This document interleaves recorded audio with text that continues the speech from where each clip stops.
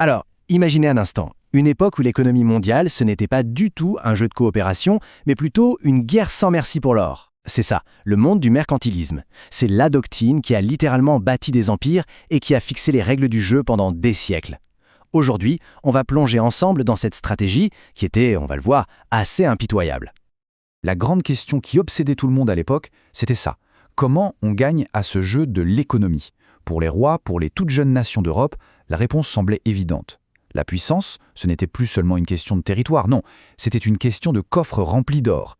Et le mercantilisme, eh bien ça a été leur tout premier grand plan de bataille pour y arriver. Pour vraiment bien saisir ce qu'est le mercantilisme, il faut d'abord comprendre le contexte, le terrain de jeu de l'époque. Et en Europe, on peut dire que ce terrain était en plein bouleversement. On se situe dans une période vraiment charnière, vous voyez, entre la fin du Moyen-Âge, là vers 1500, et le tout début de la Révolution industrielle, autour de 1760. C'est une ère où toutes les anciennes certitudes sont en train de s'effondrer et où, en parallèle, de nouvelles puissances se forgent. Et voilà le changement politique majeur, celui qui a tout déclenché. Le pouvoir qui a avant été complètement éparpillé entre des dizaines de seigneurs féodaux se retrouve tout d'un coup centralisé dans les mains d'une seule personne, le roi. Et là, ça change tout. La richesse de la nation et la puissance du monarque deviennent une seule et même chose. L'économie, ce n'est plus une affaire privée, ça devient une affaire d'État. Bon, si l'économie devient une affaire d'État, ça veut dire qu'il faut des règles. Et le mercantilisme, ce n'est pas juste une vague théorie, c'est un véritable manuel, un guide de stratégie pour dominer cette nouvelle compétition économique mondiale. Alors, le principe de base, il est brutalement simple. Pour les mercantilistes, la richesse mondiale est une quantité fixe. C'est un peu comme un gâteau.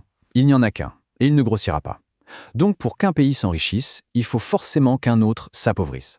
L'objectif ultime, c'est donc d'attirer un maximum d'or et d'argent sur son territoire, et surtout, de bien verrouiller les portes pour que rien ne sorte.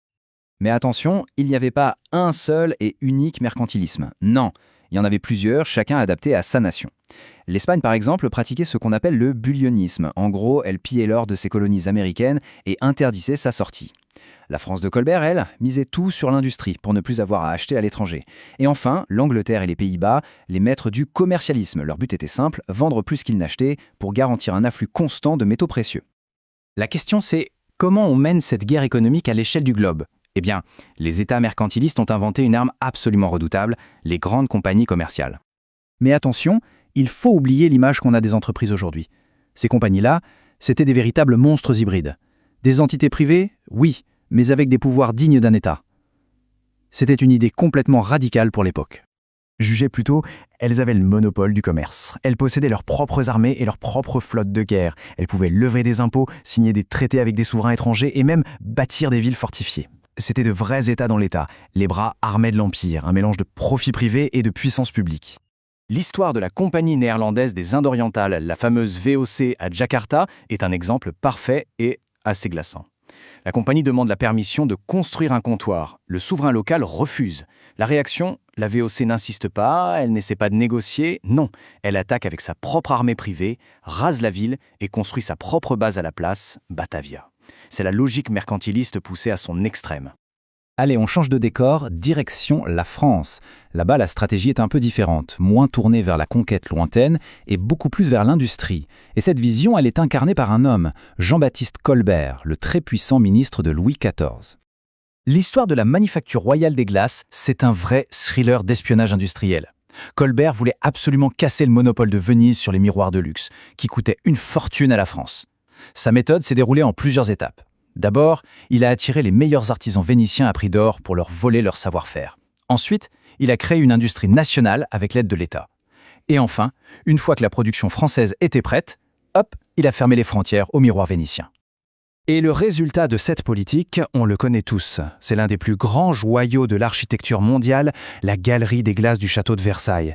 C'est le symbole ultime, la preuve éclatante du succès de la stratégie de Colbert.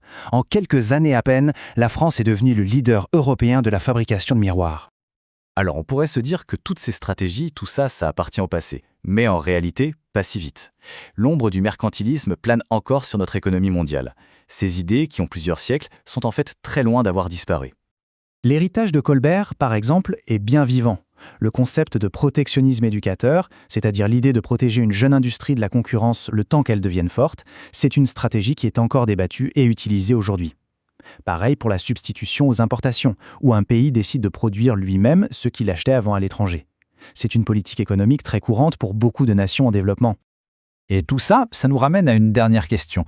Quand on regarde les guerres commerciales d'aujourd'hui, les subventions massives à certaines industries nationales ou les luttes acharnées pour le contrôle des ressources, on peut légitimement se demander, est-ce que l'esprit du mercantilisme, cette vision de l'économie comme un jeu à somme nulle, a vraiment disparu? La question reste ouverte. Merci d'avoir suivi cette analyse.